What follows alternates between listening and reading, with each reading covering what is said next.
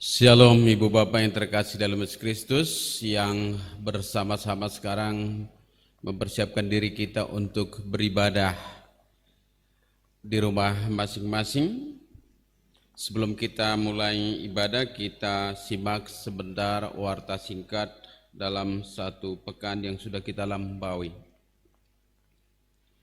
Kami Majelis Jemaat Gereja Kristen Pasundan Purwakarta mengucapkan selamat hari Minggu dan selamat beribadah di rumah masing-masing.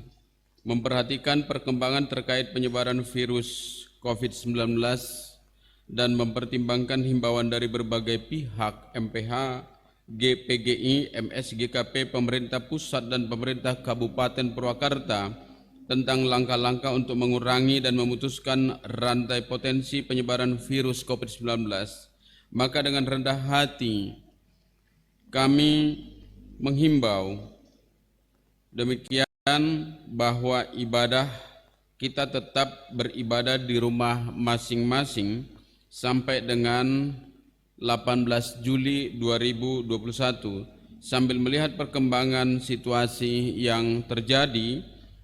Tata kebaktian minggu dan warta jemaat dalam bentuk cetak maupun audiovisual dalam kiriman bisa diterima melalui pengurus sektor masing-masing melalui media WhatsApp.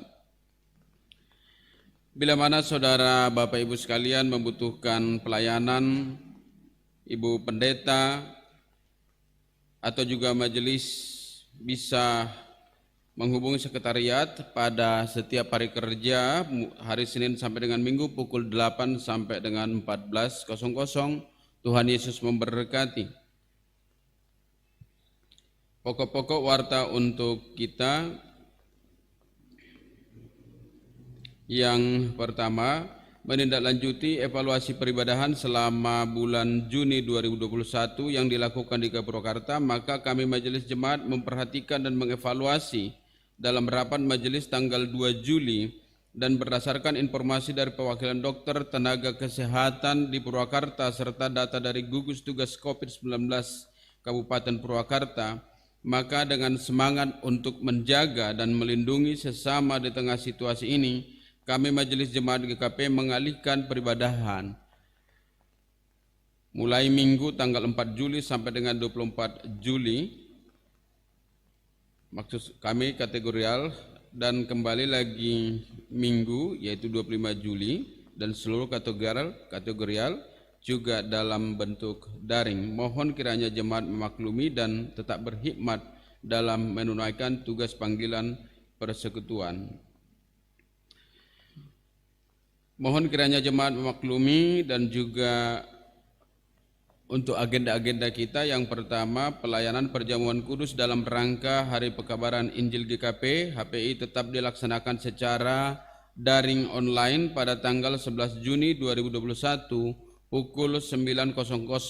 Artinya peribadahan hanya satu kali saja melalui link YouTube GKP Jemaat Purwakarta.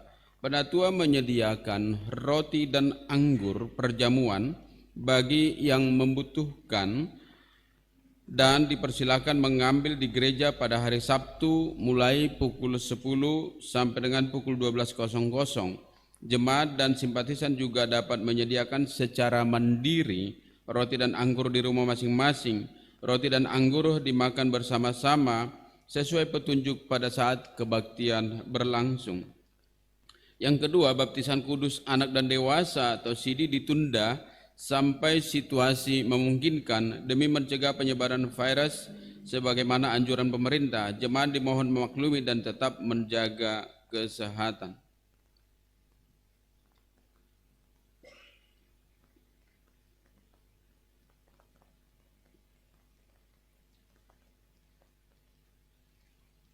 Berita duka.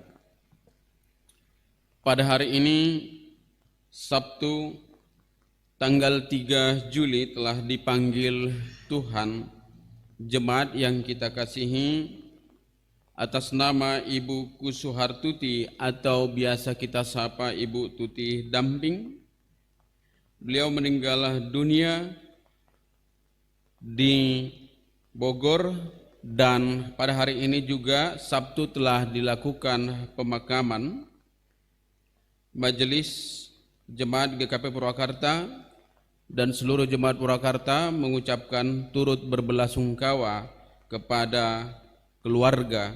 Semoga diberi ketabahan dan kekuatan selama melampaui duka ini. Tuhan Yesus memberkati. Surat pernyataan anggota calon jemaat. Majelis Jemaat telah menerima surat pernyataan masuk calon anggota Jemaat GKP Purwakarta atas nama Saudara Rio Mahatra yang beralamat di Pesona Gria Asri Blok F5 8 RT 005 RW 011 Purwakarta sesuai domisili yang bersangkutan masuk sektor 3B. Terkait hal tersebut, untuk percakapan dengan Majelis Jemaat akan menginformasikannya kemudian. Berikutnya Bapak Ibu sekalian, bagi jemaat yang akan menyerahkan persembahan bisa mentransfernya ke rekening gereja atau menyerahkannya di gereja pada hari Minggu mulai pukul 8 sampai dengan pukul 11.30. Demikian pokok-pokok warta untuk kita pada pekan ini. Detail warta pada saat ibadah juga akan ditayangkan di ibadah daring kita atau di media YouTube GKP Purwakarta. Tuhan Yesus memberkati. Mari Bapak sekalian, kita siapkan hati dan pikiran kita untuk tertuju dan beribadah kepada Tuhan. Marilah kita masuk ke dalam kebaktian dengan mata dan hati yang tertuju kehadiran Allah Maha Kudus, sumber hidup kita. Tengadahkanlah wajah dan jiwa kepada Allah yang penuh dengan rahmat dan belas kasihan. Gerakkanlah semangat dan tangan bagi kemuliaan Allah, sumber kekuatan kita. Bukalah pikiran dan rangkailah kata untuk memuji memuliakan Allah. Allah adalah penolong dan penyelamat kita. Jemaat kami undang bangkit berdiri. Tuhan Allah hadir.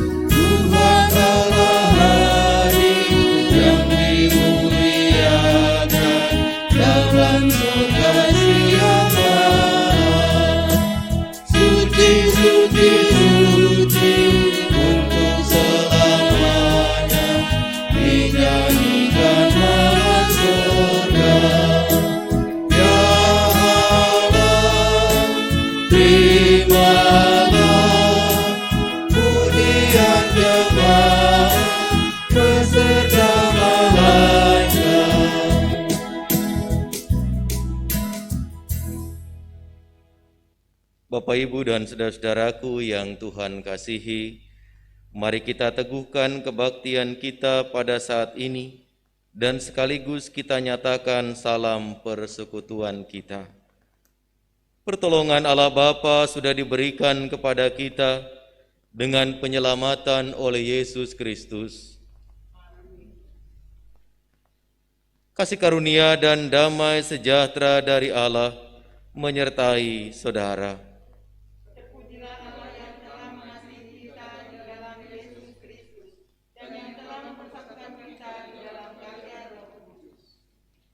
Kini dengarkanlah firman Tuhan yang menjadi nas pembimbing dalam kebaktian di minggu hari ini. 1 Korintus pasal yang kedua ayat 4 dan 5 berkata kepada kita demikian. baik perkataanku maupun pemberitaanku, tidak kusampaikan dengan kata-kata hikmat yang meyakinkan, tetapi dengan keyakinan akan kekuatan roh, supaya iman kamu jangan bergantung kepada hikmat manusia, tetapi pada kekuatan Allah. Amin. Berserah kepada Yesus.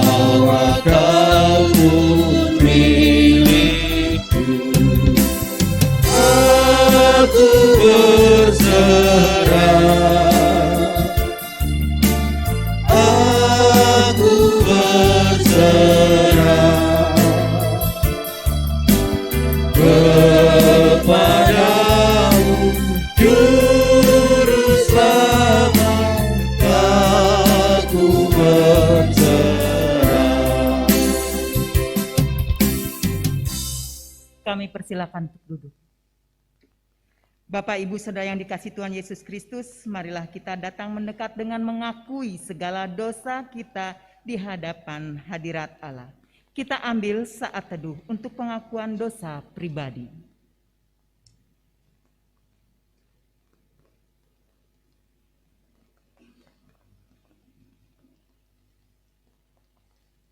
Ya Tuhan yang Maha Kuasa dan Maha Pengasih, kami merendahkan diri di hadapan-Mu dan mengaku bahwa kami adalah orang-orang berdosa, seperti domba yang sesat yang berjalan menurut keinginan kami sendiri.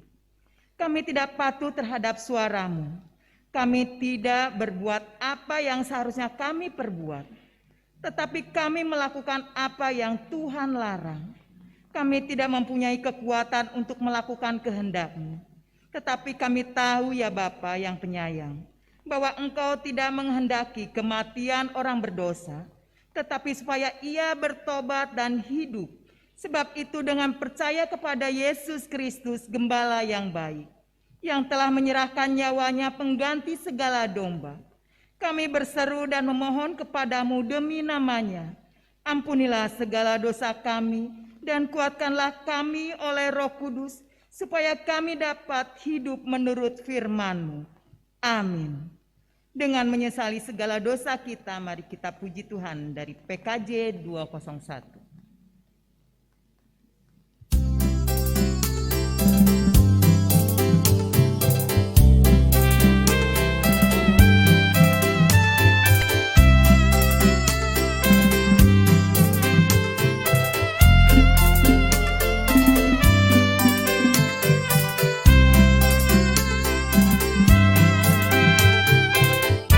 Sering ku tanya pada diri,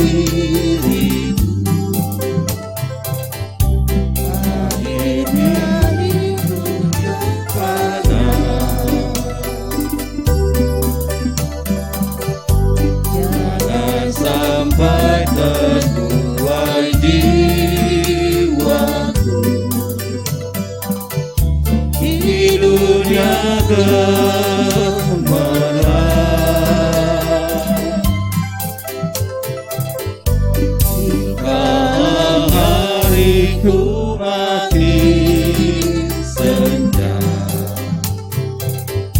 jiwa letih tubuhku lemah, cahaya hidup semakin redup, sering meratap mengeluh.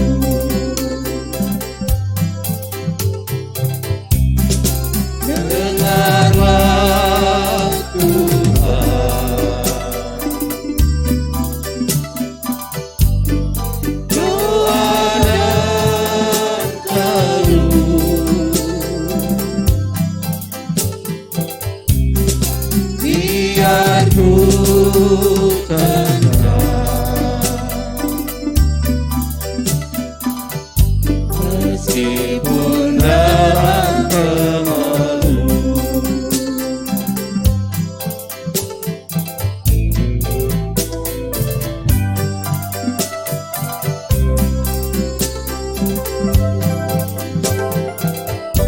Dikala matahari terbenam, hatiku datang menggelam.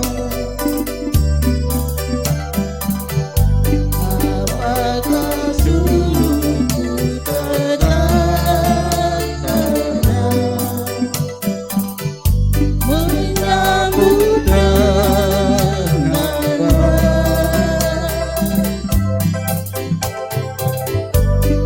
apakah hatiku tak bergema, tinggalkan dunia yang penuh cemas, atau jiwaku akan memendam menuju surga yang tenang.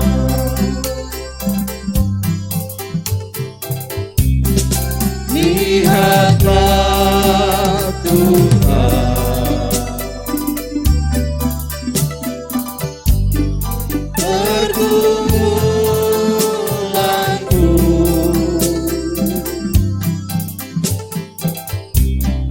padamu Tuhan doa dan pengharapanku. Bapak Ibu yang Tuhan kasihi, dengan keyakinan bahwa doa dan pengharapan kita bawa kepada Allah di tengah segala kelemahan dan keberdosaan yang kita akui. Maka kini dengarkanlah firman Tuhan yang menyampaikan anugerah pengampunan kepada kita. Sebagaimana disampaikan Nabi Yesaya dalam Yesaya pasal 1 ayat yang ke-18, anugerah pengampunan diberitakan demikian. Marilah, baiklah kita berperkara firman Tuhan. Sekalipun dosamu merah seperti kirmisi, akan menjadi putih seperti salju. Sekalipun berwarna merah seperti kain kesumba, akan menjadi putih seperti bulu domba. Demikianlah anugerah pengampunan yang disampaikan kepada kita. Dan mari kita sambut dengan penuh sukacita anugerah pengampunan yang telah diperdengarkan kepada kita saat ini. Dengan kita berdiri dan mari dengan keyakinan untuk hidup baru di dalam Tuhan, kita puji Tuhan melalui Kidung Jemaat 361.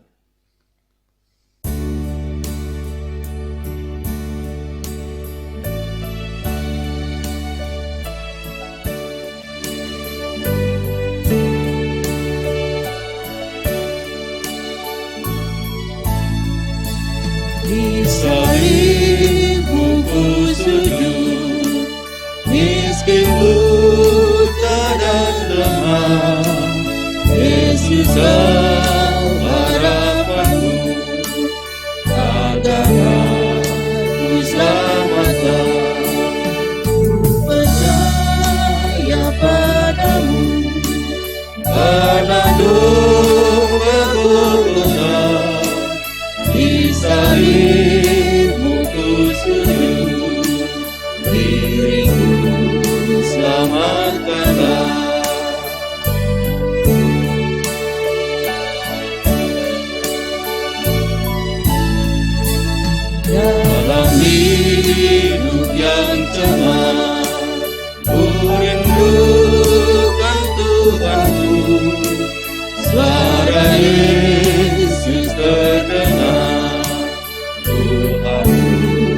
hapuskan dosamu.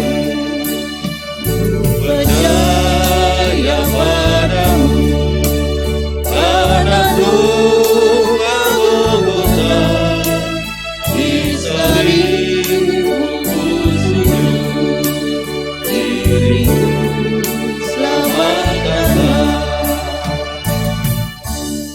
Silakan duduk kembali Bapak dan Ibu. Bapak Ibu yang Tuhan kasihi, di minggu hari ini kita kembali bersama-sama akan mendengar dan merenungkan firman Tuhan.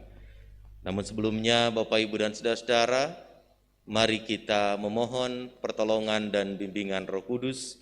Untuk itu mari kita berdoa. Ya Allah yang Maha Baik, Allah yang senantiasa memelihara dan menyertai kehidupan kami bersyukur kepadamu jika di minggu hari ini kami masih Engkau perkenankan untuk tetap dapat menaikkan bakti, melantunkan pujian, serta menyampaikan permohonan-permohonan kami. Terima kasih untuk setiap penyertaan yang Tuhan telah hadirkan dan Tuhan telah nyatakan kepada kami, khususnya para pelayan Tuhan yang diutus untuk mempersiapkan pelayanan kebaktian ini secara daring. Terima kasih Tuhan untuk hamba-hamba yang Tuhan percayakan mempersiapkan semua ini. Berkati kami yang mengikuti kebaktian ini dari tempat kami masing-masing, bersama dengan anggota keluarga yang kami kasihi, kami kembali akan mendengar dan merenungkan kebenaran sabda-Mu.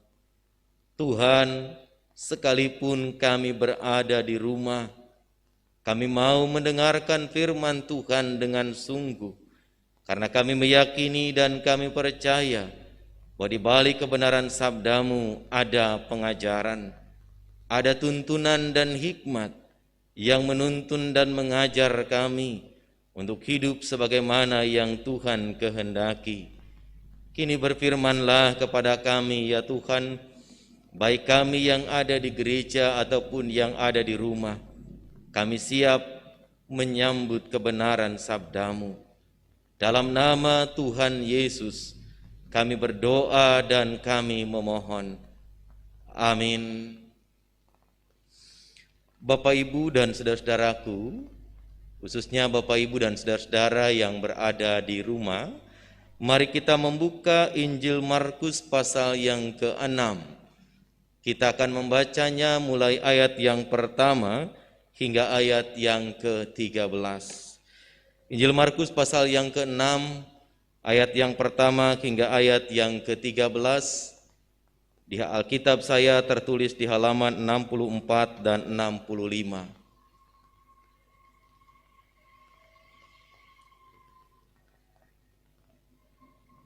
Jika Bapak Ibu sekalian yang berada di rumah juga sudah menemukan bagian tersebut, maka kini saya akan membacakannya secara lengkap bagian tersebut untuk kita sekalian.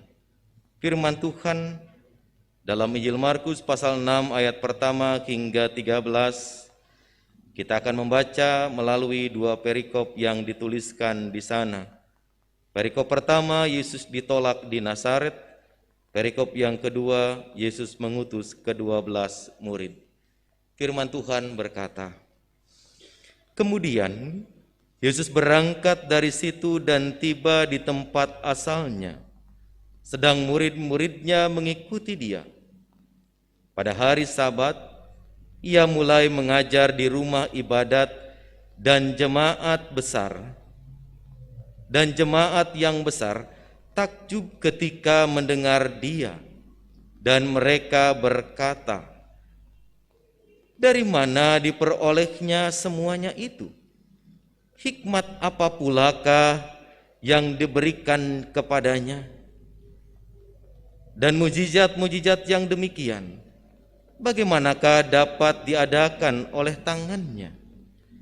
Bukankah ia ini tukang kayu, anak Maria, saudara Yakobus, Yoses, Yudas dan Simon. Dan bukankah saudara-saudaranya yang perempuan ada bersama kita? Lalu mereka kecewa dan menolak dia. Maka Yesus berkata kepada mereka, seorang nabi dihormati di mana-mana, kecuali di tempat asalnya sendiri, di antara kaum keluarganya dan di rumahnya. Ia tidak dapat mengadakan satu mujizat pun di sana, kecuali menyembuhkan beberapa orang sakit dengan meletakkan tangannya atas mereka. Ia merasa heran atas ketidakpercayaan mereka. Lalu Yesus berjalan keliling dari desa ke desa sambil mengajar. Ia memanggil ke-12 murid itu dan mengutus mereka berdua-dua. Ia memberi mereka kuasa atas roh-roh jahat dan berpesan kepada mereka supaya jangan membawa apa-apa dalam perjalanan mereka, kecuali tongkat, roti pun jangan, bekal pun jangan, uang dalam ikat pinggang pun jangan. Boleh memakai alas kaki, tetapi jangan memakai 2 baju. Katanya selanjutnya kepada mereka, kalau di suatu tempat kamu sudah diterima dalam satu rumah, tinggallah di situ sampai kamu berangkat dari tempat itu. Dan kalau ada suatu tempat yang tidak mau menerima kamu, dan kalau mereka tidak mau mendengarkan kamu, keluarlah dari situ dan kebaskanlah debu yang di kakimu sebagai peringatan bagi mereka.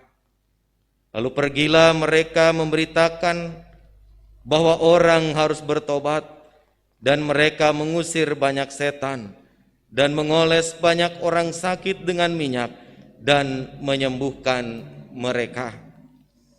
Demikian Bapak Ibu saudara-saudaraku yang Tuhan kasihi, firman Tuhan yang berkenan menjumpai kita pada saat ini. Maka berbahagialah kita yang mendengarkannya, memelihara serta melakukannya di dalam hidup kita dari hari ke hari. Haleluya. Haleluya, haleluya,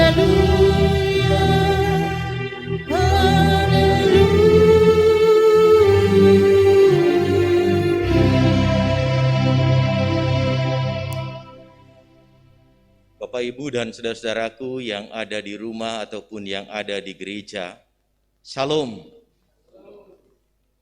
Saya mau mengajak Bapak Ibu dan saudara-saudara untuk bisa menghayati, dan kalau boleh Bapak Ibu saudara-saudara izinkan Bapak Ibu menjawab di dalam hati Bapak Ibu sekalian.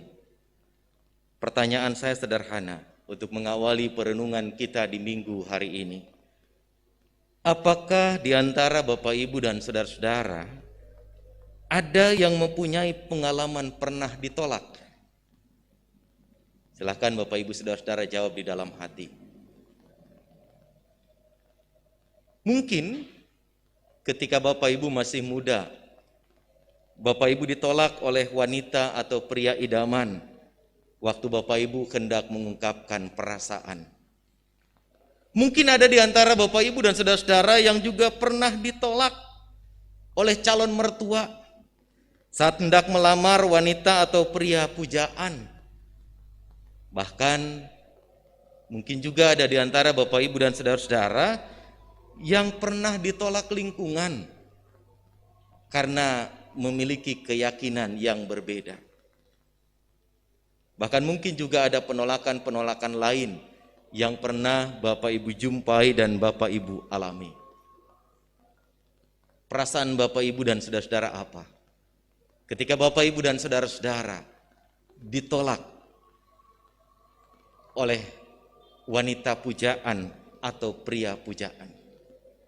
Perasaan Bapak Ibu bagaimana ketika Bapak Ibu ditolak calon mertua hanya gara-gara ingin melamar wanita pujaan? Bagaimana perasaan Bapak Ibu dan saudara-saudara ketika lingkungan menolak kita hanya karena berbeda keyakinan? Saya yakin pasti ada di antara Bapak Ibu dan saudara-saudara yang merasa kecal waktu itu. Saya yakin pasti ada di antara Bapak Ibu dan saudara-saudara yang kecewa pada waktu itu. Bahkan mungkin karena ditolak oleh calon mertua padahal dia adalah wanita idaman Bapak Ibu atau wanita idaman para pria, Bapak Ibu menangis ketika pulang. Karena rasanya kok tega ya, sudah memupuk cinta sedemikian lama lalu kemudian ditolak sedemikian rupa. Nah Bapak Ibu saudara-saudara yang Tuhan kasihi, pengalaman ditolak ternyata bukan hanya pengalaman realitas kekinian. Pengalaman ditolak ternyata bukan hanya pengalaman yang dialami dan dirasakan oleh Bapak Ibu dan saudara-saudara yang mungkin pernah mengalaminya. Tapi ternyata pengalaman ditolak juga menjadi pengalaman Yesus. Ketika Yesus mengajar, ketika Yesus menyampaikan berita tentang kebenaran. Dan yang sungguh menyakitkan, Yesus ditolak bukan di tempat lain. Tapi Yesus ditolak di tempat asalnya sendiri, yakni di Nazaret. Bahkan orang-orang yang saat itu telah melihat dan menyaksikan karya Yesus, mujizat Yesus, orang-orang yang saat itu telah mendengarkan hikmat yang diperdengarkan dan diajarkan Yesus pun ikut menolak kehadiran Yesus. Kira-kira kalau Bapak Ibu dan saudara-saudara harus mewakili perasaan Yesus saat itu, perasaan Yesus seperti apa Bapak Ibu dan saudara-saudara?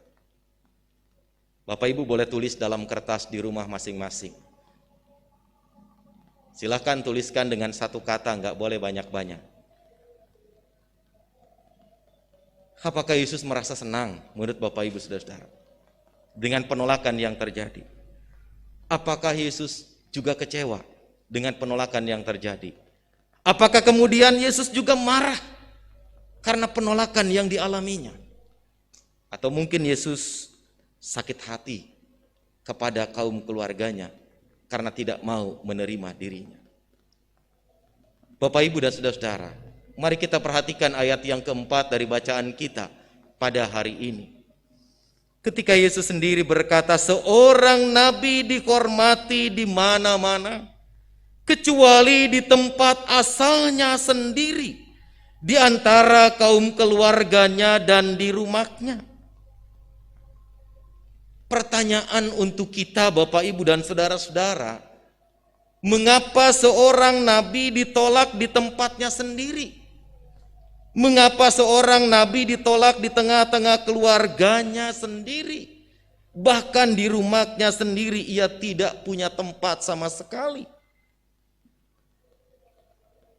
Bapak Ibu dan saudara-saudara yang Tuhan kasihi, sebelum kita menjawab mengapa itu terjadi dan mengapa itu harus menjadi bagian yang dialami oleh Yesus, maka saya ingin mengajak kepada kita Bapak Ibu saudara-saudara.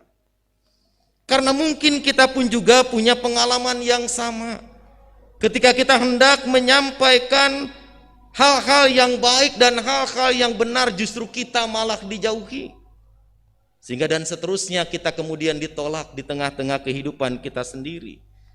Itulah yang seringkali menjadi bagian kita dengar. Dan mungkin juga dialami oleh kita Bapak Ibu saudara-saudara. Penolakan karena alasan kondisi dan status keluarga. Penolakan oleh karena latar belakang keluarga.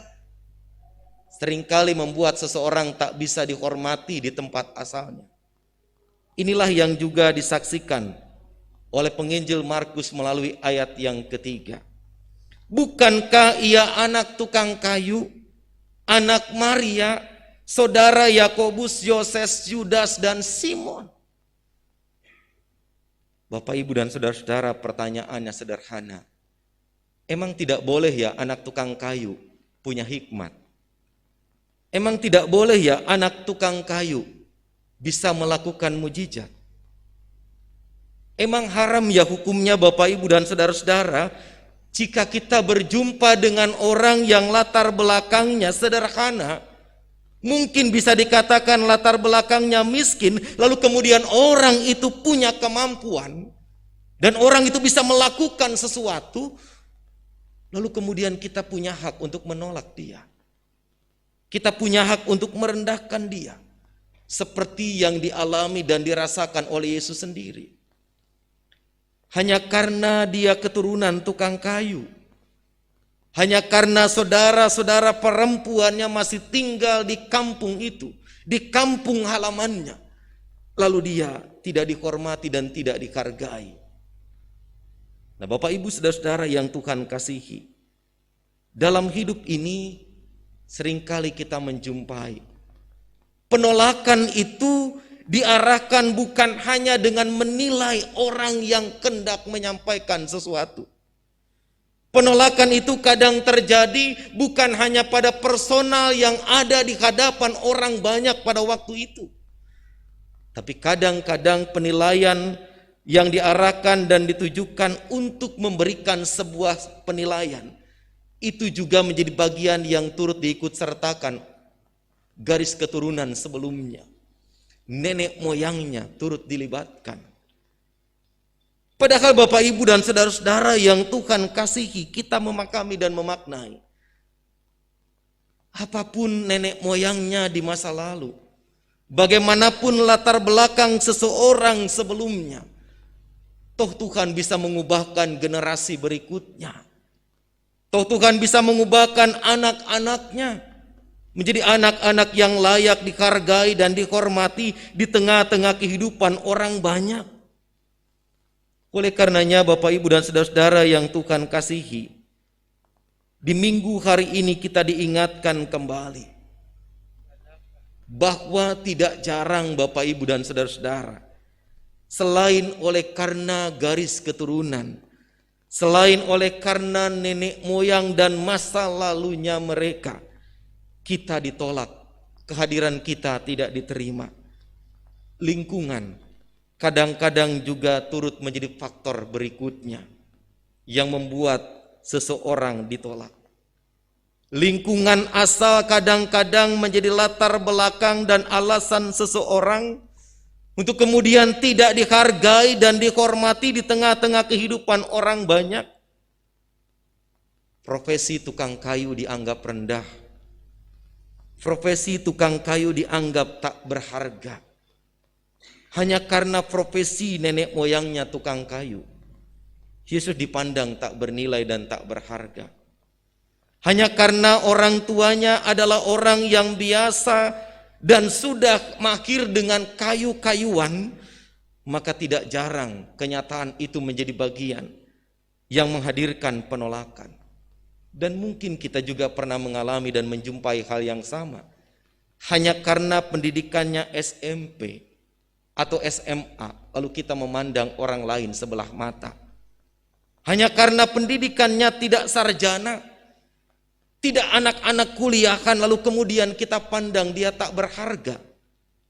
Padahal bisa jadi Bapak Ibu dan saudara-saudara, sekalipun dia SMP, sekalipun dia bukan anak kuliahan, sekalipun dia bukan seorang sarjana, bisa jadi masa depannya lebih baik daripada seorang sarjana. Karena itu Bapak Ibu dan saudara-saudaraku yang Tuhan kasihi, berangkat dari penolakan yang dialami oleh Yesus, maka jujur saya harus katakan kepada Bapak Ibu dan saudara-saudara, baik yang hari ini mengikuti kebaktian dari gereja ataupun yang hari ini mengikutinya secara daring dari rumah, bahwa penginjil Markus hendak memberikan sebuah pembelajaran berharga kepada kita, memberikan pelajaran yang sangat mendalam kepada kita. Pertama, kita diajak untuk belajar dari sikap Yesus ketika merespon dan menanggapi penolakan yang dialaminya. Mari kita perhatikan apa yang dikatakan oleh Yesus, Bapak Ibu saudara-saudara. Ketika Yesus berkata di ayat yang keempat, seorang nabi dihormati di mana-mana kecuali di tempat asalnya sendiri. Mari kita perhatikan. Yesus tidak menanggapi dan merespon penolakan itu saudara-saudara dengan menyesal dan menyesali masa-masa kininya. Tidak sama sekali. Yesus juga tidak menanggapi dan merespon pandangan orang-orang di kampung halamannya itu dengan kemudian meratapi nasib. Mengapa ini terjadi dan mengapa itu terjadi? Tidak seperti itu.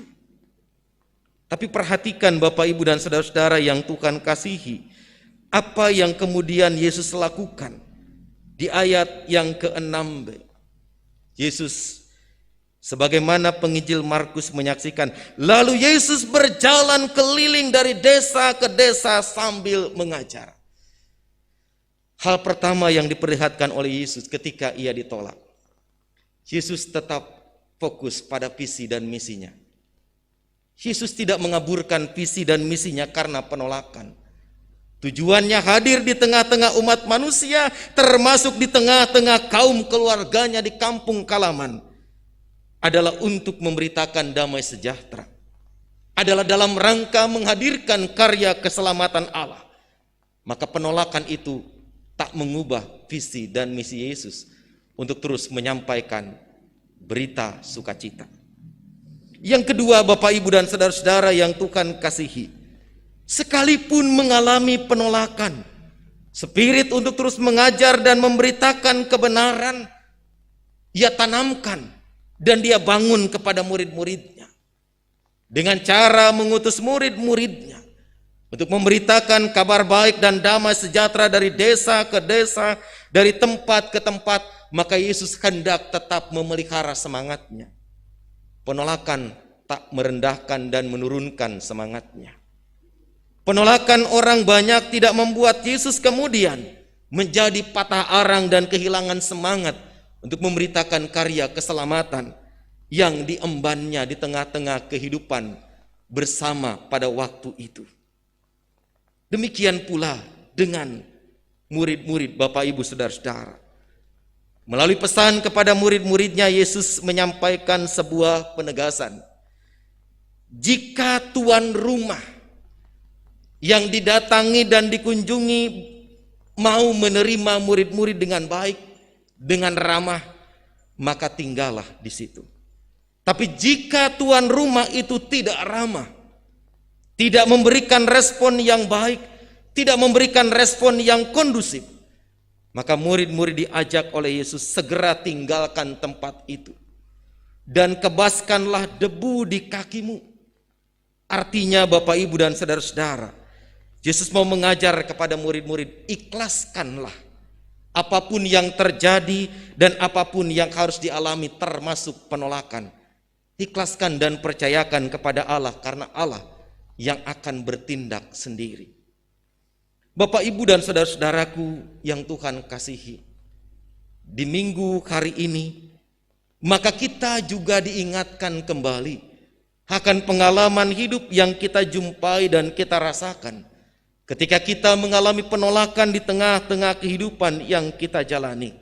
Bahkan mungkin kita sendiri pernah mengalami penolakan dari orang-orang yang terdekat dengan kita. Maka saya mengajak kita, Bapak, Ibu, saudara-saudara, sebagaimana firman Tuhan mengajak kita untuk belajar dari Yesus dan murid-muridnya. Jangan kecewa jika kita ditolak. Jangan marah dan jangan sakit hati jika kemudian kita mengalami penolakan. Jangan benci kepada mereka yang menolak kita jika pada akhirnya kehadiran kita dipandang tak punya arti dan tak perlu dihormati. Tetapi mari belajar dari Yesus. Penolakan tidak boleh mematahkan semangat dan menghentikan visi misi kita untuk terus melayani Allah di tengah-tengah kehidupan ini. Penolakan harus menjadi pemantik bagi bangkitnya semangat berkarya kita untuk menghadirkan tanda-tanda kerajaan Allah. Penolakan tak boleh menghentikan tanggung jawab dan peran kita untuk menghadirkan kebenaran Allah menjadi nyata dimanapun Tuhan mengutus dan memanggil kita untuk berkarya.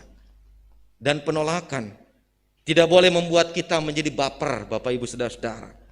Karena tidak jarang Bapak Ibu saudara-saudara yang Tuhan kasihi, saya mendengar cerita ada anggota komisi, ada penatua yang baper kalau kemudian pengajarannya ditolak dan dikritik. Lalu karena baper, mereka nggak mau lagi ke gereja. Mereka nggak mau lagi melayani. Maka hari ini kita bersama belajar dari Yesus, dari murid-murid. Penolakan nggak boleh buat kita jadi baper, tapi justru penolakan harus membuat kita untuk terus maju. Mari beritakan kasih Allah. Mari beritakan Injil Allah di tengah-tengah kehidupan kita. Semangat inilah yang Yesus miliki dan coba Yesus tanamkan kepada murid-muridnya. Karena Yesus tahu akhir dari sebuah penolakan adalah kemuliaan. Ketika kita melihat Bapak Ibu Saudara-saudara, Yesus ditolak.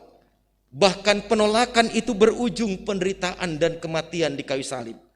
Namun justru melalui peristiwa penolakan, melalui peristiwa-peristiwa yang tidak menyenangkan itu, kita menyaksikan bahwa pada akhirnya Yesus diangkat oleh Bapanya dalam kemuliaan untuk menjadi penguasa semesta dan dunia. Amin.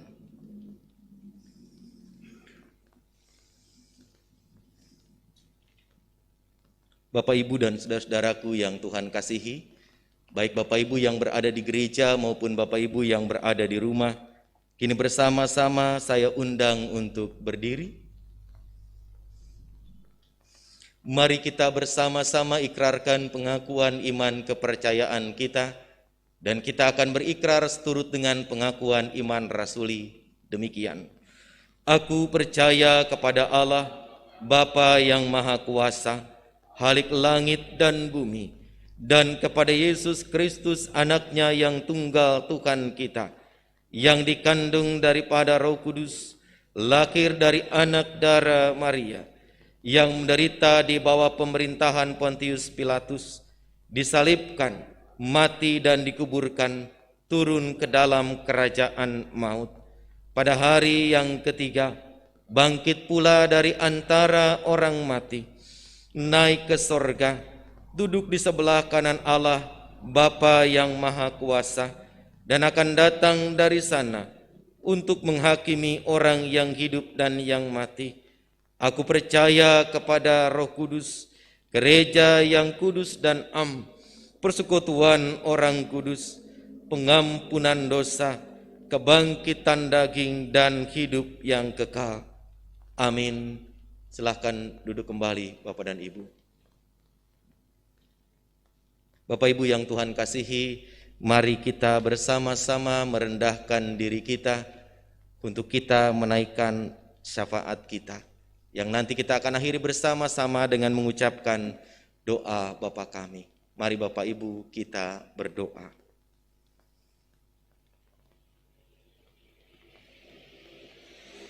Sungguh kabar dan kesaksian yang kami dengar pada saat ini menjadi sebuah pengingat yang sangat berharga bagi kami ya Tuhan. Ketika firman-Mu mengingatkan kami kembali bahwa pengalaman kehidupan yang harus kami alami dan jalani tidak lepas dari berbagai tantangan, kenyataan yang dapat menghadirkan penolakan terhadap keberadaan kami. Namun kami belajar dari Engkau dan murid-murid-Mu bahwa dalam kehidupan yang berat sekalipun kami harus senantiasa menjalani kehidupan dengan penuh kerendahan hati, dengan tetap meyakini bahwa dalam kehidupan yang kami jalani Engkau senantiasa menuntun dan menopang kami. Untuk kemudian dengan tuntunan dan topangan itu ya Tuhan, Engkau jualah yang pada akhirnya akan mengangkat kami ke dalam sukacita dan kemuliaan. Bapa di dalam sorga, ajar kami di tengah kehidupan yang kami jalani untuk meneladani karya kasih Tuhan, bahwa sekalipun ditolak, Engkau tak pernah kehilangan spirit untuk mengemban visi dan misi yang dipercayakan kepadamu. Demikian pula dengan kami. Biarlah itu justru menjadi pemantik dan semangat kami untuk terus berkarya seperti yang Engkau kehendaki. Ya Allah yang Maha Baik, dalam kesempatan bersyafaat ini kami mau berdoa untuk orang-orang yang kami kasihi, mereka yang saat ini sedang berada dalam keadaan sakit, Tuhan, kami memohon kepadamu, berkatilah mereka, tuntunlah mereka, bahkan berbagai upaya yang dilakukan oleh orang-orang yang kami kasihi dalam rangka mengupayakan yang terbaik bagi kesembuhan dan kesehatan saudara-saudara kami ini. Kiranya Engkau berkati usaha-usaha baik yang dilakukan oleh keluarga untuk memulihkan saudara-saudara kami yang sakit ini, kiranya berada dalam tuntunan tangan cinta kasih Tuhan.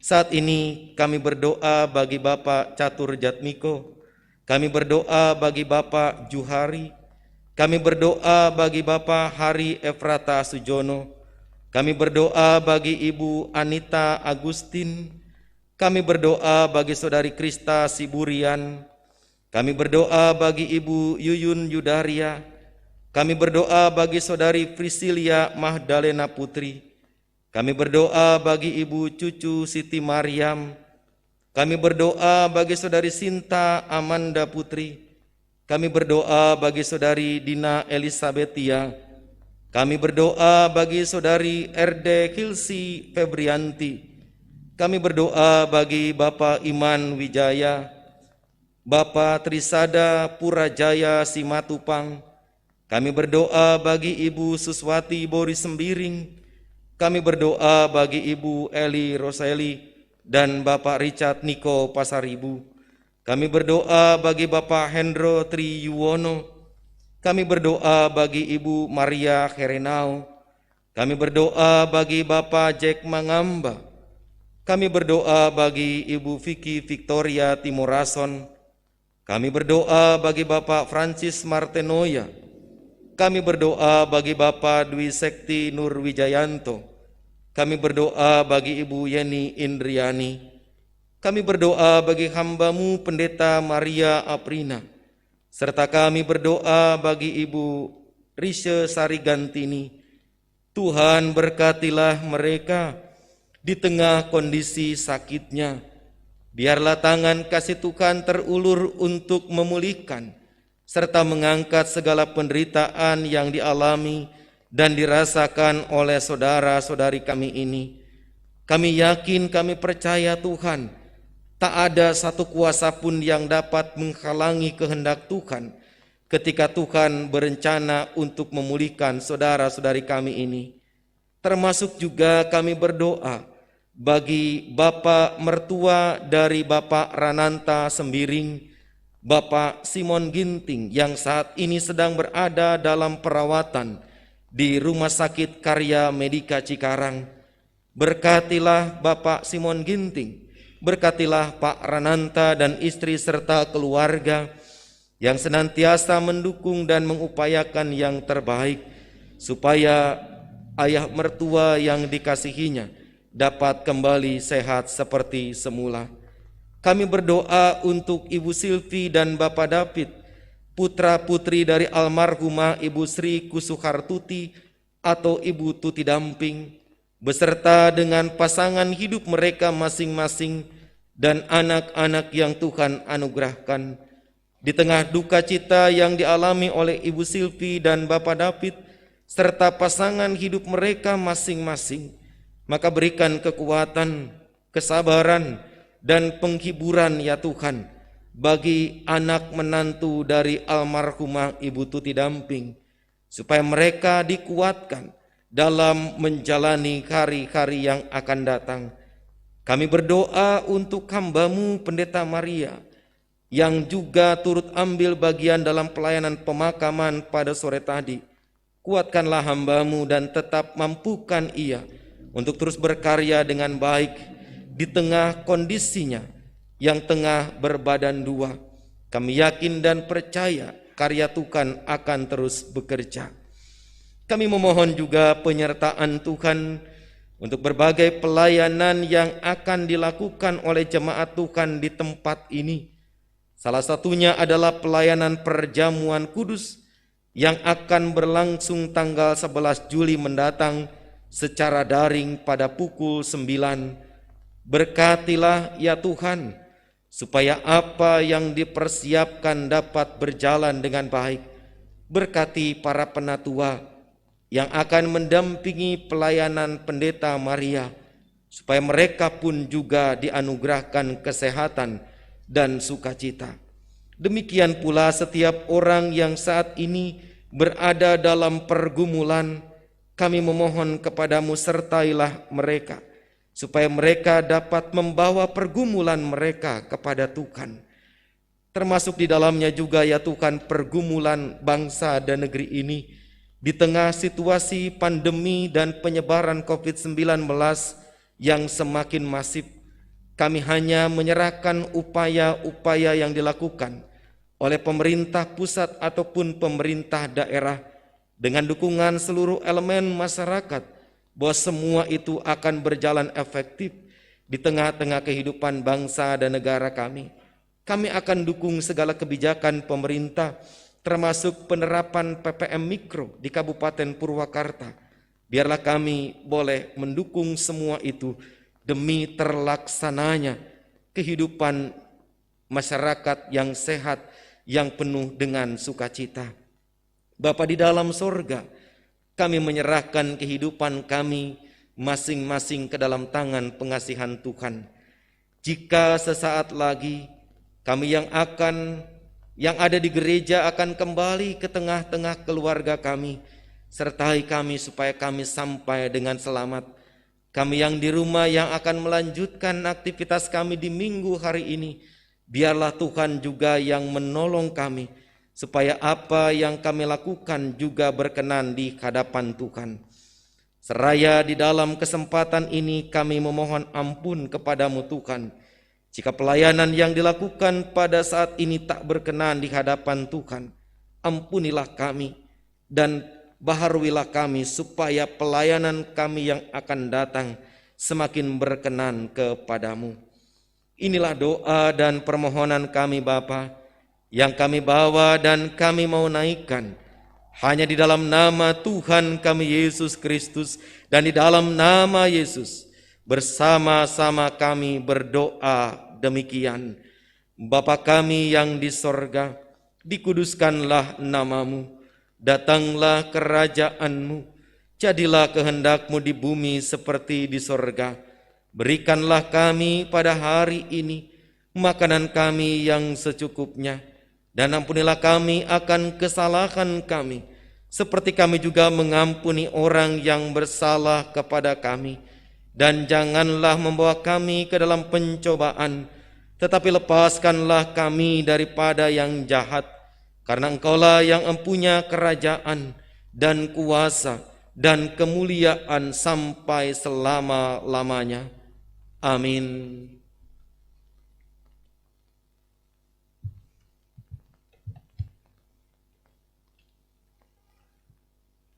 Ibu bapak beserta saudara yang ada di rumah, marilah kita memberikan persembahan dengan mengingat firman Tuhan yang diambil dari Filipi 4 ayat yang ke-6. Demikian firman Tuhan. Janganlah hendaknya kamu khawatir tentang apapun juga, tetapi nyatakanlah dalam segala hal keinginanmu kepada Allah dalam doa dan permohonan dengan mengucap syukur. Sambil kita memberikan persembahan, mari kita memuji Tuhan dari nyanyian KJ 287.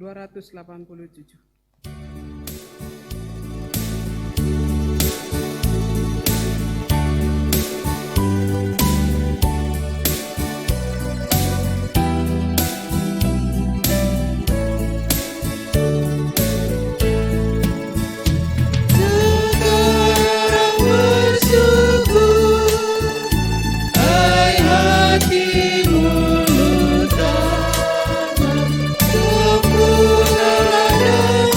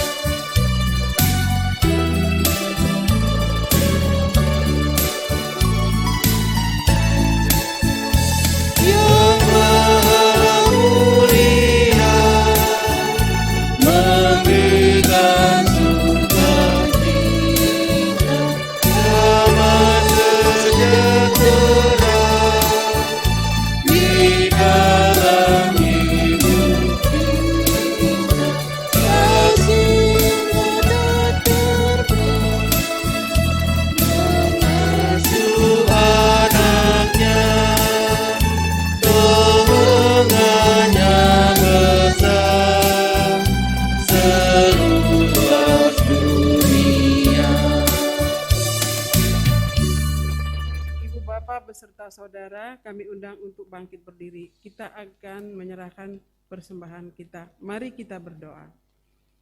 Terpujilah Engkau ya Allah Bapa, pencipta langit bumi dan segala yang ada di dalamnya. Terpujilah Engkau yang telah menciptakan kami dan memberkati kami dengan berkelimpahan. Hidup dan mati kami adalah hanya bagi-Mu semata. Oleh karena itu, ajarlah kami mensyukuri segala rahmat anugerah-Mu di dalam kehidupan kami. Ampunilah kami bila kami kurang mempercayakan diri kepadamu. Kini terimalah persembahan ini, tanda bakti dan hormat kami kepadamu ya Allah Bapa. Di dalam nama anak Yesus Kristus Tuhan kami sudah berdoa dan mengucap syukur. Amin. Bapak Ibu yang Tuhan kasihi, kita bersama-sama akan mengakhiri kebaktian pada saat ini. Dan untuk itu mari kita nyanyikan pelengkap Kidung Jemaat 183, bait pertama dan kedua.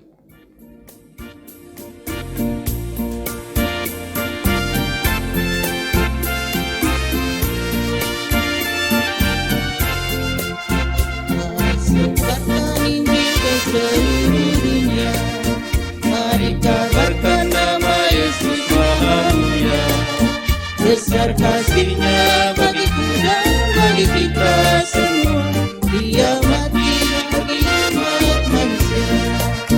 Mari sebarkan, mari wartakan keselamatan oleh Tuhan tiada terbaik. Serta beritakan rahmat ilahi dalam Yesus diberi.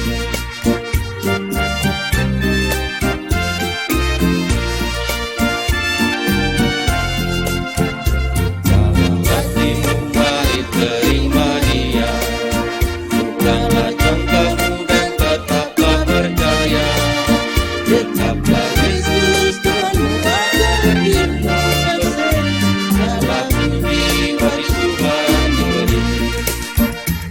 Sebarkan, mari wartakan keselamatan oleh Tuhan tiada terbaik. Dan teruskan serta beritakan rahmat ilahi dalam Yesus diberi. Saudara yang Tuhan kasihi, kepadamu telah diberitahukan apa yang baik dan apa yang dikehendaki oleh Tuhan. Jangan biarkan penolakan yang kita alami membuat kita kehilangan semangat untuk terus berkarya. Tapi jadikan setiap penolakan yang kita alami dan kita rasakan dalam perjalanan hidup ini sebagai pemantik semangat kita untuk terus menghadirkan kebenaran dan menyaksikan karya Allah di tengah-tengah dunia ini. Lakukanlah semuanya itu dengan tekun dan setia, karena kemuliaan menanti kita. Kini terimalah berkat dari Tuhan. Tuhan memberkati engkau dan melindungi engkau. Tuhan menyinari engkau dengan wajah-Nya dan memberi engkau kasih karunia. Tuhan menghadapkan wajah-Nya kepadamu dan memberi engkau damai sejahtera dari sekarang ini sampai selama-lamanya. Haleluya. Amin.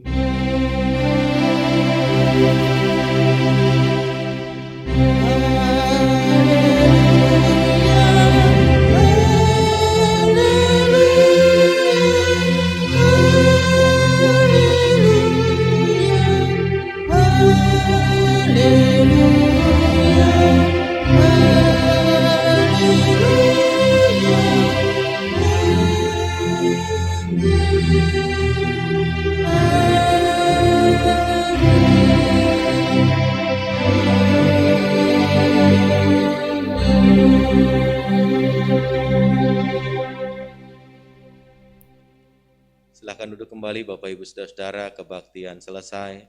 Tuhan Yesus memberkati.